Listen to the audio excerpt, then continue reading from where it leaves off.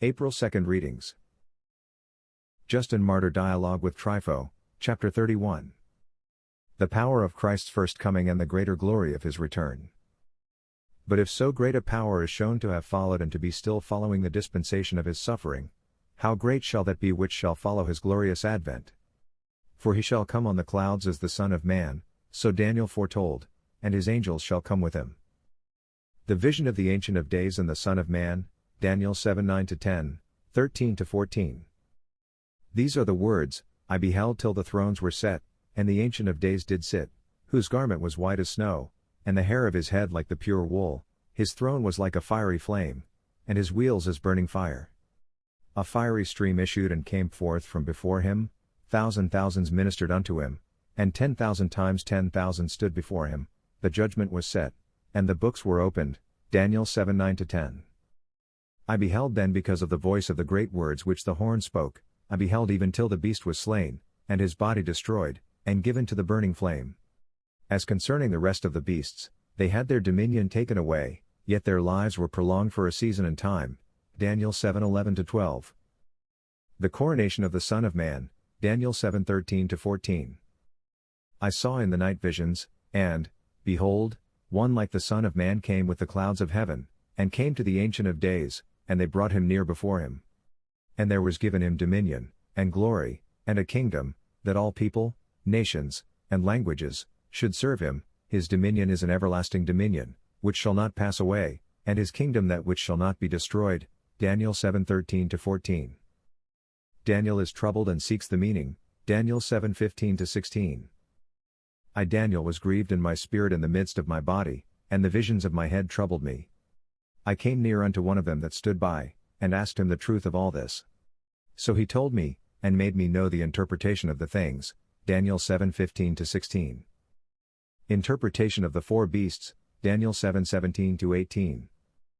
These great beasts, which are four kings, which shall arise out of the earth.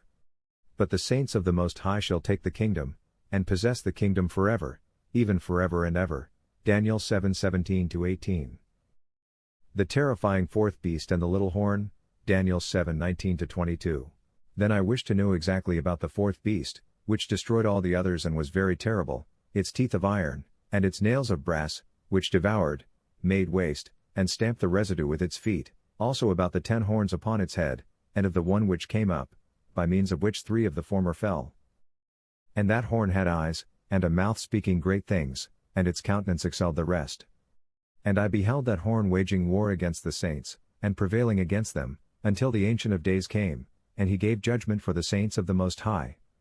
And the time came, and the saints of the Most High possessed the kingdom, Daniel 7:19-22. The reign of the saints and the end of the fourth kingdom, Daniel 7:23-28. And it was told me concerning the fourth beast shall be the fourth kingdom upon earth, which shall be diverse from all kingdoms, and shall devour the whole earth, and shall tread it down, and break it in pieces. And the 10 horns out of this kingdom are 10 kings that shall arise, and another shall rise after them, and he shall be diverse from the first, and he shall subdue 3 kings.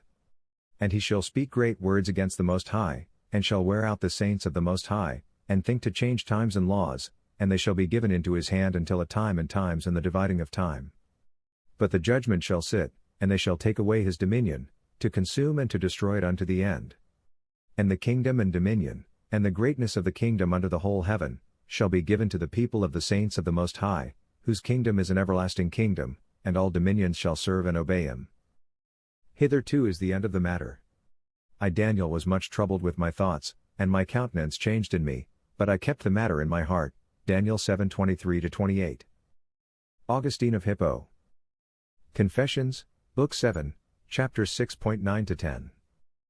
A logical refutation of astrology. When I heard and believed these things from such a trustworthy person, all my resistance to the truth crumbled. I began first by trying to lead Firminius himself away from his fascination with astrology. I told him that if I were to examine his birth chart and speak truthfully, I should see signs pointing to noble parents, a respected family, a good upbringing, and a fine education. But if that same chart were examined on behalf of the servant who was born at the exact same time, I should, if I spoke truly, see in it signs of low birth, a humble life, and everything contrary to Firminius's own story.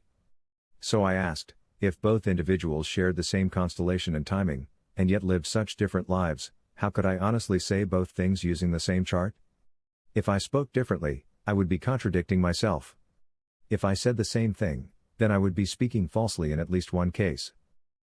Clearly, then, whenever astrologers speak the truth from birth charts, it's not because of their art but merely by coincidence.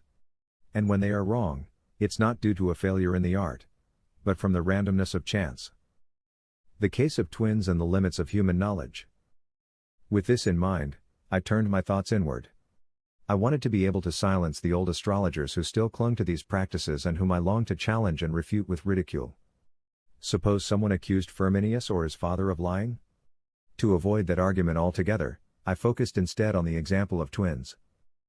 Twins are usually born so close together that the small difference in time between their births can't be measured or recorded precisely enough for astrological charts. If their charts are drawn from the same moment, then the astrologer must say the same thing about both children. But this obviously doesn't align with real life. Take Esau and Jacob, for instance, cf.